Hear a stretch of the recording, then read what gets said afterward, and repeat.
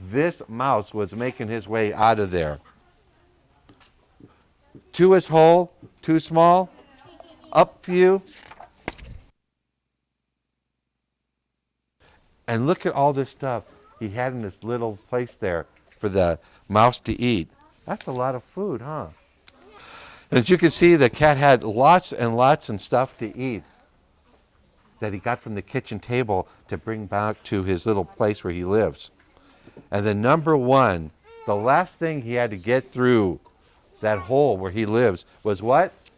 A piece of cheese. And look at that. Where's that mouse sitting? Huh? On a chair. Is that mouse happy? What's he have? What's he have with him that's making him happy? A piece of cheese. And I bet that after you have your snacks, after you have something simple to eat, you should be pretty happy too. Okay, well, I think that concludes our story time. I want to thank the parents for coming out today and bringing your children. You know, the library is a fantastic place to come to learn. It's free to everybody. There's lots of books. I've only worked on one shelf. I got so many more books to read, and I hope to see you in the very near future. Okay? Okay, thank you very much. Welcome to the library.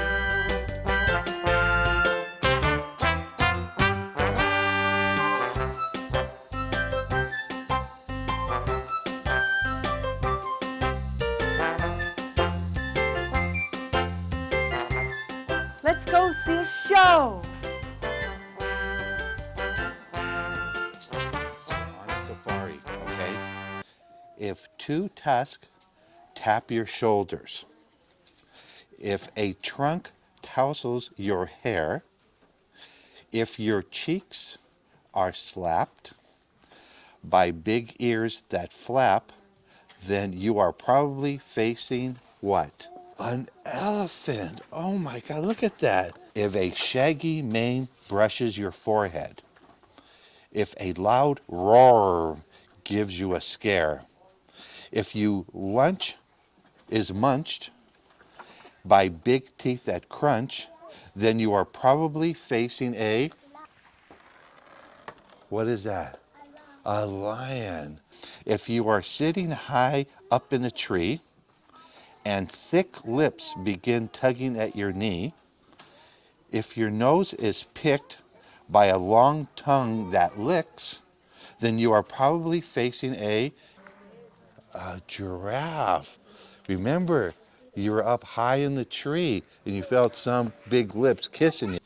If two horns rattle your rib cage, if a beady eye gives you a stare, if your arms are prickled by rough skin that tickles, then you are probably facing a, would you want to get picked by this right here? Heck no, that would hurt, wouldn't it? Okay, if a bristly chin scratches your cheeks, if a huge yawn makes you see pink, if your hair is ruffled by nostrils that snuffle, then you are probably facing a hippopotamus. Very good. If a cheeky look makes you giggle, if big eyebrows give you a surprise, if your ears are battered by a voice that chatters, then you are probably facing a chimpanzee. The very lazy ladybug. Okay, how many of you have seen a ladybug? A very lazy ladybug liked to sleep all day and all night. So she didn't know how to fly. One day, she wanted to sleep somewhere new, but what could she do if she couldn't fly? The ladybug had a very good idea and decided to hop into a pouch of a kangaroo. But the kangaroo liked to jump. I can't sleep here, cried the ladybug. It's far too bouncy. So when the tiger walked by,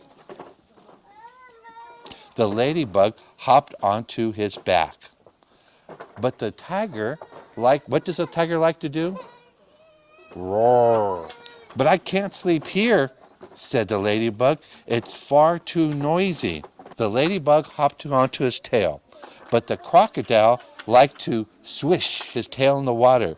And what does the ladybug say? I can't sleep here, said the ladybug. I'll fall into the river. So the ladybug hopped onto her head. But the monkey, what's the monkey like to do? Swing, of course, from branch to branch. So what does the ladybug do? I can't sleep here, said the ladybug. I feel too dizzy. The ladybug sees a bear walking by. So the ladybug hopped into his ear, the ear of the bear. But what does the bear like to do? No, it likes to scratch. Okay, can everyone say scratch? Scratch. Okay, everyone scratch like a bear. I can't sleep here, said the ladybug. He doesn't sit still. So when an elephant passed by, the ladybug hopped into his trunk. Okay?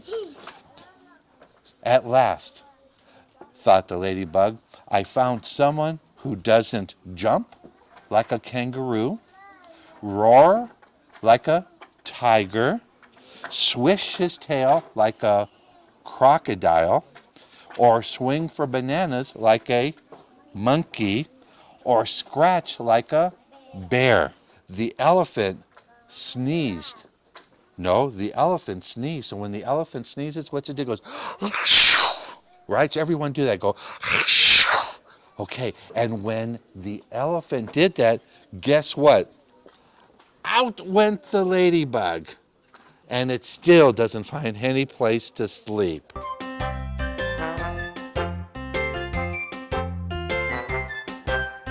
It's called Fireman Small, so it's kind of like us. So it's kind of a little story of the fireman in the firehouse.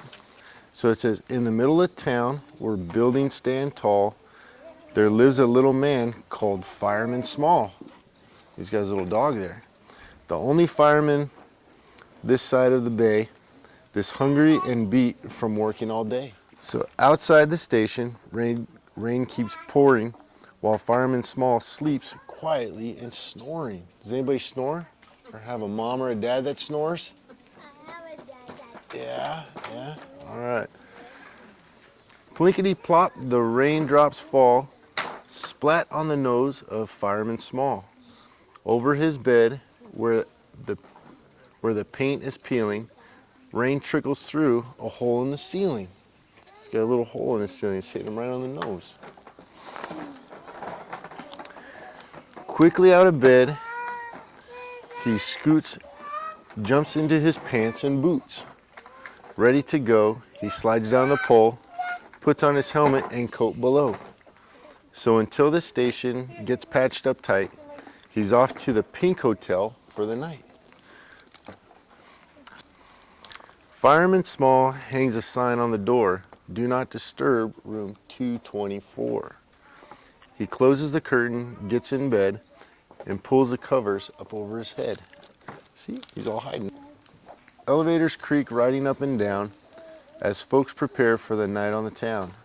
Doors slamming shut, hotel guests rushing. Across the hall, a toilet keeps flushing. Outside horns are honking, beep, beep, beep. Too much noise for this fireman to sleep. He finds cotton balls to plug up his ears and tosses and turns until traffic clears. Just at the moment his droopy eyes close, something disturbing starts tickling his nose. Quickly out of bed he scoots, jumps into his pants and boots. What could be making that terrible smell? Oh no, there's a fire at the Pink Hotel. Grabbing a towel and wrapping his hand, he smashes the case to sound the alarm.